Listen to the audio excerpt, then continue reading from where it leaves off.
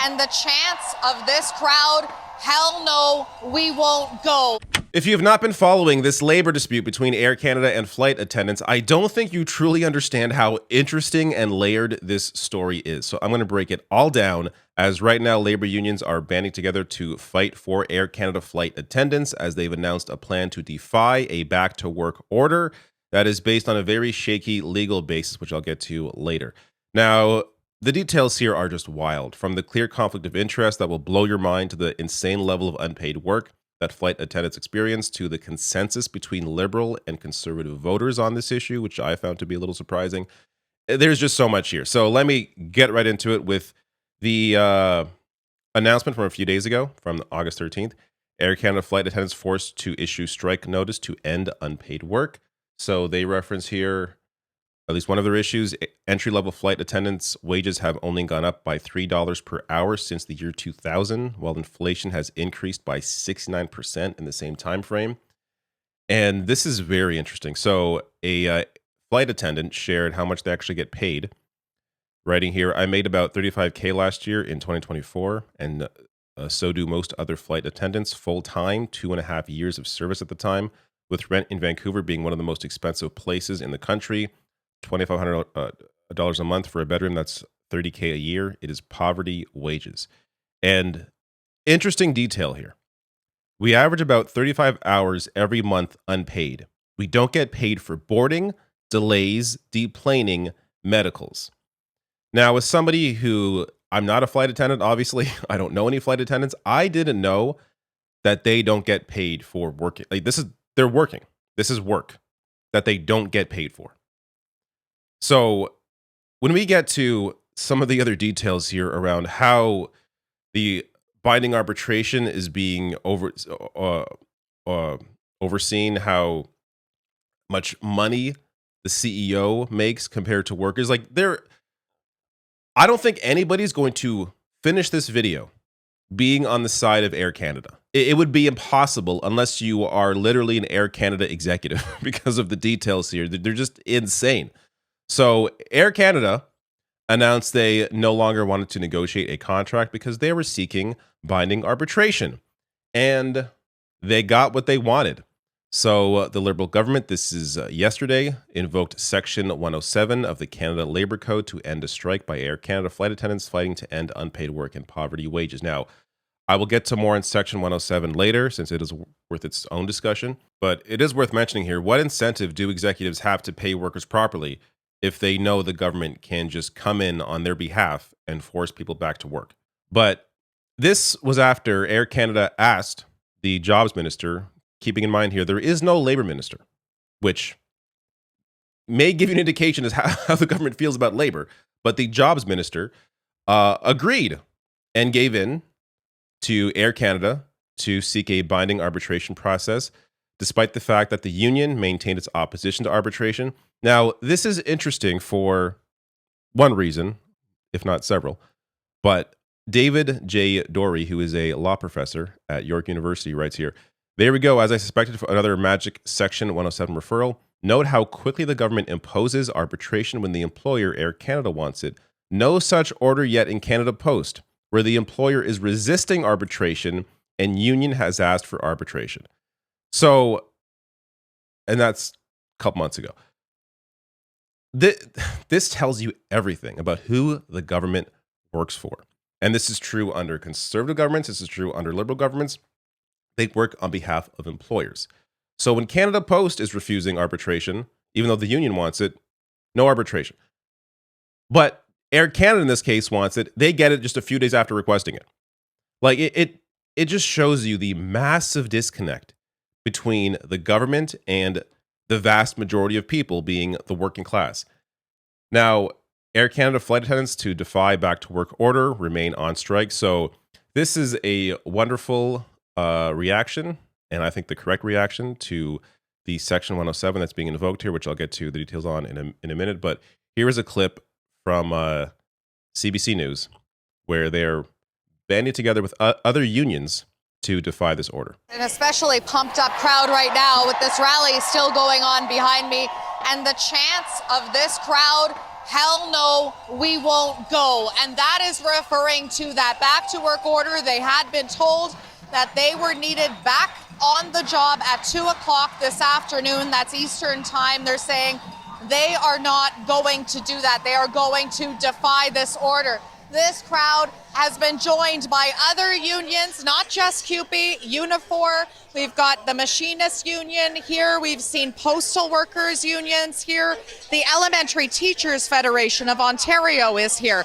So this crowd is growing and has blocked off this entire lane here at the departures area at Pearson Airport as they continue to chant and ask the government ask Air Canada rather for what they say is a fair contract. Now, it's not just other unions that are supporting these flight attendants. It's also both liberal and conservative voters in majorities support the flight attendants over Air Canada. So Abacus Data has a really great breakdown here. And again, I link to all my sources below the video on YouTube in the description box, so you can check this out yourself. But a lot of great data points here, including they write support for the flight attendants is especially strong among liberal supporters, but even among conservatives, more people sympathize with the workers than with the company. And you can see the breakdown here, be it CPC voters or liberal voters. And worth noting on that point, in the spring of 2020, Air Canada temporarily laid off 16,500 staff in an effort to save hundreds of millions of dollars. Then the company took big bucks in federal support, over $500 million through the federal wage subsidy alone, which was supposed to be used to hire and pay employees. Well, they then laid off an additional 1,400 workers in January of 2021. Meanwhile, the chief executive, Michael Rousseau, saw his compensation increase an astonishing 233% from 2021 to 2022. With total compensation hitting $12.4 million, up from $3.7 million in the prior year. And you can see how the breakdown is there. Now, one of the clearest points of the consensus in the Abacus survey is the belief that flight attendants should be paid for all work-related duties, which, again, I think a lot of people are going to be surprised to learn that they are not already. But as they write here, not just when the plane is moving, nearly 9 in 10 Canadians agree with this position, and there's virtually no difference between liberal and conservative voters. Again, most people are not crazy. They believe you should indeed be paid for the work that you do, regardless of if the plane is in the air or not. Now, Sid Ryan shared this. Air Canada short changes flight attendants by approximately $11,000 annually, so the hourly rate on average, $26 an hour. Unpaid work, 35 hours a month.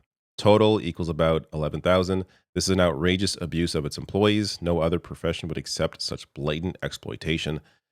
And Market Mania shared this. So in 1990, the Air Canada CEO made roughly $250,000.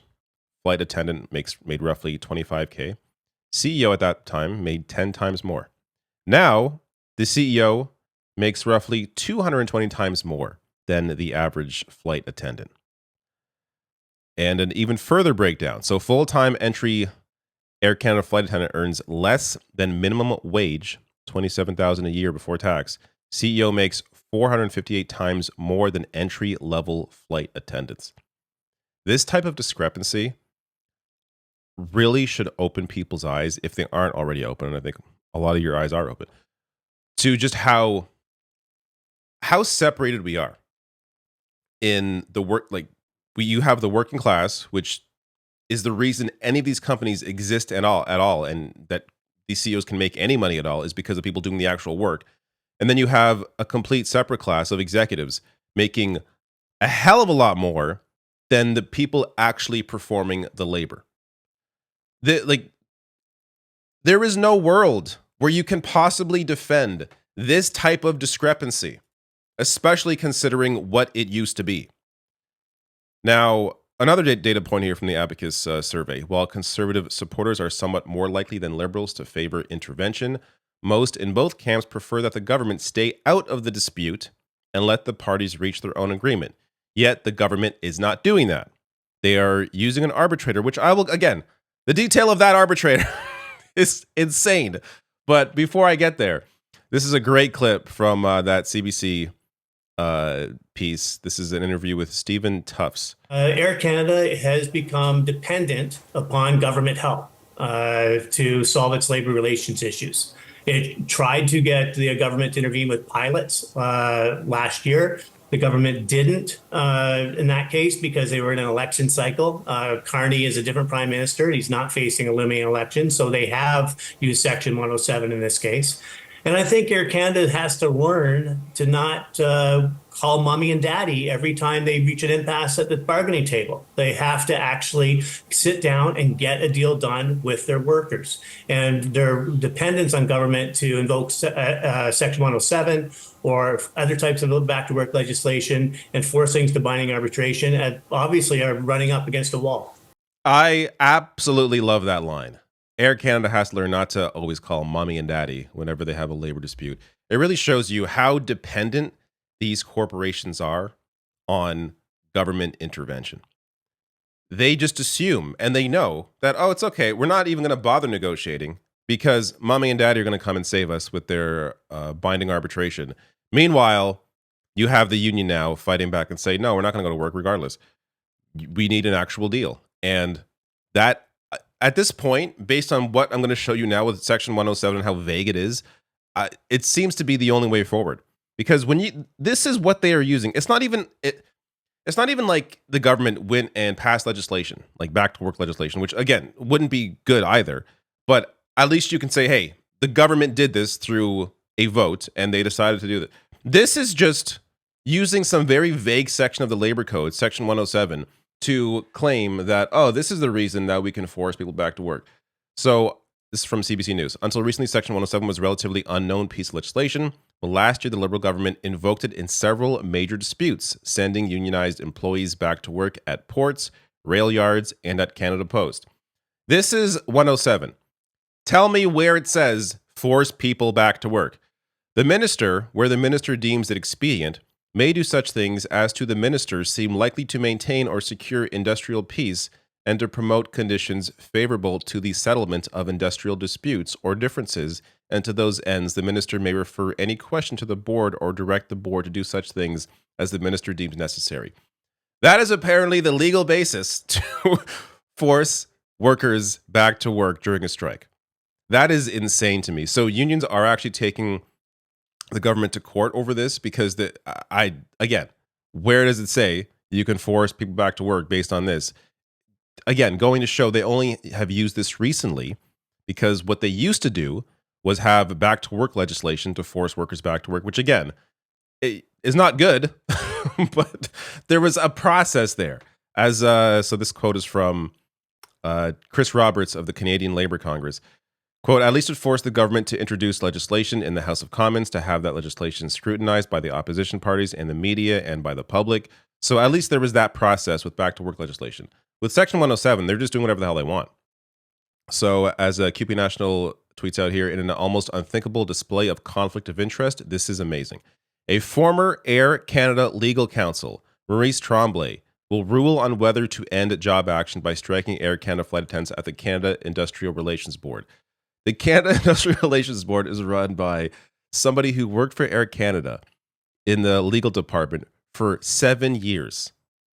There's an obvious conflict of interest here, yet this is the person overseeing this who apparently is not recusing herself. Like, it's absolutely insane. Now, as David Coletto writes, this is not going to help Carney. This is from Abacus Data. He's the one that helped to put out that survey I showed you earlier. This is risky for Carney, especially when his weakest perceived leadership trait is understanding what average people are going through. This gives Polyev a chance to rally for workers, which, by the way, Polyev is not serious about that. I've done many videos on that, but different conversation. And primarily female workers in the case of flight attendants. But he's right. Even though Polyev is a complete clown when it comes to labor issues and does not mean any of it, when he tried to position himself as being this pro-labor guy when his entire 20-year career is spent fighting against labor unions. But regardless, a lot of people may not be aware of that or may think he's changed because of the way he's been speaking. And this issue allows him to do that.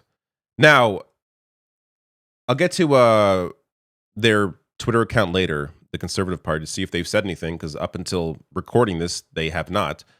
But David Coletta also goes on to write, the Carney government may have single-handedly started a period of intense labor strife with today's decision. My research clearly shows that workers are incredibly insecure. The cost of living, housing costs, precarious work, macroeconomic instability, and AI have created a toxic cocktail, and unions will want to demonstrate their value in protecting their members. He was elected to protect people, secure them, and provide more certainty. Today could send the opposite signal. Also worth noting, Sam Hirsch shared this. In the Mark Carney platform, they had the Party of the Charter, Party of Equal Rights. As he goes on to write, the Liberal Party loves to constantly tout the Charter as their crowning achievement, but consistently breaches one of the most fundamental rights workers have. They respect the Charter when it's convenient in for their corporate buddies. So, as far as I've seen, only the NDP have said anything about this. They write here, government forcing overworked, underpaid flight attendants off the picket lines and back to work without a deal only helps Air Canada's CEO. Shame on the Liberals, shame on Prime Minister Mark Carney. So I'm going to refresh this live to see if the Conservative Party has said anything about what is going on. Still no. There you go. The Green Party as well. Let me just check them before I get to my tweet there. Green Party, last I checked, also has not said anything, and they still have not. All right. So on the Conservative Party, worth mentioning here. So I covered this during the election. From the Conservative platform, quote, respecting union rights, no return to anti-union bills like C-377 or C-525, and no right to work laws. These two bills, the Conservative Party introduced. Yet in their platform, they claim to be against them. Just worth mentioning this, like this, you can go look up these bills yourself. Sponsored by Conservatives. And Pierre Poilievre, of course, voted for them.